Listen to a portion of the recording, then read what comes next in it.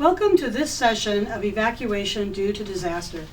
My name is Erin Huey of Soteria Training Services, and I'm here to discuss evacuating your home after and during a disaster and how to prepare better. There are two types of evacuation orders people normally hear about. It's mandatory and voluntary, sometimes called immediate threat or precautionary. A mandatory or immediate threat evacuation normally means that there's less than 2 hours to 30 minutes for you to evacuate from your home. It can vary depending on where you're located at in relationship to the disaster. But normally there is a wildfire warning and people should follow the CAL FIRE general guidelines or the fire agency of your area about preparing your vehicle for evacuation.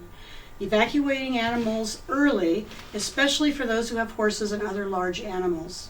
Voluntary or precautionary evacuations mean that out of an abundance of safety, you're going to go ahead and leave before there's a mandatory order.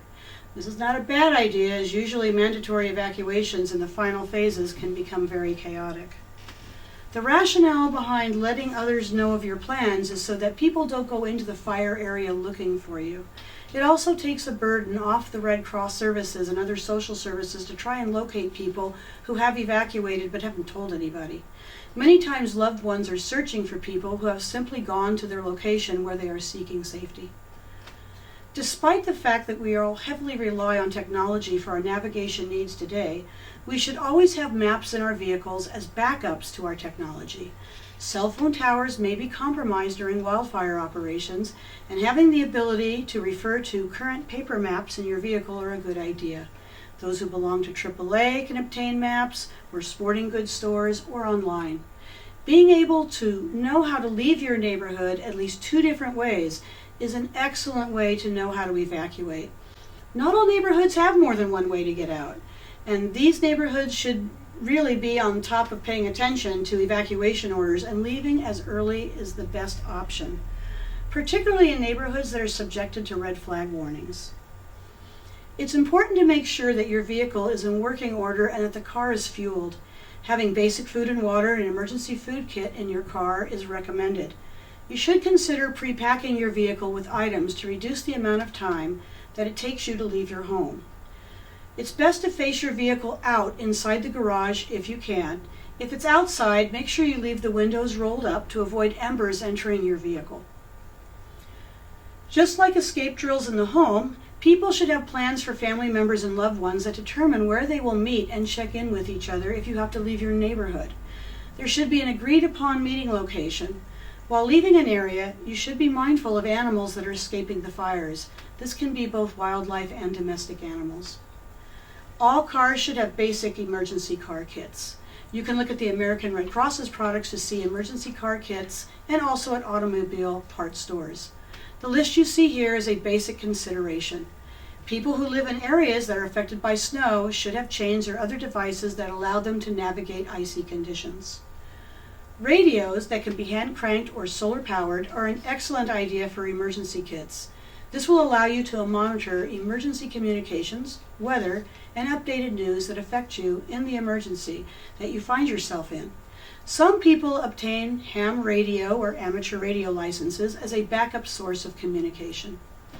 Not to be confused with the car emergency kit is a personal emergency kit. And they have items such as first aid kits, pet supplies, emergency food and water. You'll also find items such as face masks, mylar blankets, and even a multi-tool. If for certain you are evacuating your home due to fire, flood, or other disasters, you may be required to shut off both your electricity and your gas. Maybe. If your utilities are going to be left on when you evacuate, it is helpful to leave the lights on your porch and some interior lights to help firefighters see your home in the dark or during dark smoke conditions. It's a good idea to have a fire extinguisher both inside your vehicle, RV, boat, or trailer, and certainly in your home. Fire extinguishers in the home is highly recommended, and you wouldn't want to put it near the stove where the fire might happen. You would rather put it in a doorway. Learning how to use a fire extinguisher is quite easy. People who attend CERT training are often trained in how to use these fire extinguishers. Often overlooked items is people who bring things that their pets need. Many times shelters are overwhelmed by people having their pets with them. It's true that service dog laws offer people who require service animals a different set of rules. However, most pets are not allowed in shelters. If your animal somehow manages to escape your home before you can evacuate it, it's very important that you have a picture of you with your pet and that you have all of your pet's health records and licensing information available. And this can be done by downloading different various pet applications on your phone. And there are many veterinarian offices that even have their own apps. There's a way to store this information in your cloud through different websites. Be sure to ask your veterinarian which app they use to track your pet's health. And as a side note on that very quickly, whether your pet manages to evacuate with you or somehow escapes during it, you still need that information that is accessible to you. You want to make sure that you either have a container or a large shopping bag, even if it's a backpack, that you consider fitting inside your pet's crate. And that would be enough for you and your dog where you're going to take it to a friend's house for 3 to 5 days. It's also important to bring any items such as medications, glasses, or assistive devices for those who require them. Walkers, canes, and even hearing devices are essential for those who become displaced due to disasters. Red Cross shelters are often opened at safe locations to shelter people who need to be safe from the emergency. Please bear in mind that these shelters may not be open at the time people are evacuated. Consulting the Red Cross's emergency app will help you see where active shelters are open. This app will also help you determine where fires, earthquakes, and other disasters are near you. Having your working paperwork in a mobile filing case with wheels is a great way to not have to sort through your desk in an emergency. A backpack can be preloaded with some office supplies to help you when you're away from your home office.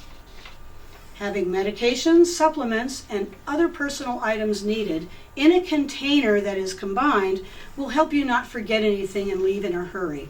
Spare glasses can also be put in this container. Albeit that Red Cross shelters may be able to assist with medications, it's often a lengthy process. The best practice is to have spare medications in a go bag or a purse or any kind of a backpack that you have with you. Many people take too long to evacuate due to not having a plan over what they need to take. Marking items that you wish to take with you with a small sticky note or a sticker dot will help you in an urgent situation take quickly what you find valuable. It's important to decide what will be taken in an emergency. Gathering memorabilia and containing it to one bookcase or shelving will assist you in gathering these items quickly. Have your hard drives, disks, and other small drives in a single carry case is a great way for you not to have to dig through your desk drawers looking for data devices to evacuate with. Also include extra chargers for your phones and tablets and your computers. Building a small kit, even if it's in a Ziploc bag of spare chargers for your devices, is a good addition to your emergency evacuation kit. There are devices on the market that are solar powered, such as what you see here, that are designed to charge electronic devices by charging batteries through a solar panel. And this would be able to allow you to charge your devices without having a car or having additional batteries. And they're quite compact, as you see, and they fit quite easily in an emergency kit. Having alternative methods for payment of items and cash and spare or duplicate credit cards, debit cards is a great way to prepare as well. If you have to evacuate urgently, you may not have access to your wallet or your purse. So investigate ways that you can store items either away from your home or on your phone, such as Google Wallet or other things like that. Other ways that allow you to pay for items. And there are other apps, as we all know, PayPal and some others. Many times during emergencies, ATMs and other electronic devices are not operational. So cash is always a good idea to have on hand in small denominations. A 3-day go bag is just a small suitcase that one would normally take on a long weekend getaway. All the toiletries and all the clothes that you would require on a short getaway weekend would be what you would maintain in a 3-day go bag. Do check it frequently to ensure that the clothing still fit and that it's in good condition. I recommend that they match as well. And that none of the toiletries or medications have expired. There are Red Cross apps that can assist us in preparing for disasters. We highly recommend the Emergency app and the Pet First Aid app. The FEMA mobile app is also a good choice as well. CAL FIRE has an excellent web resource to track fires and to help prepare. They have an excellent series of small books.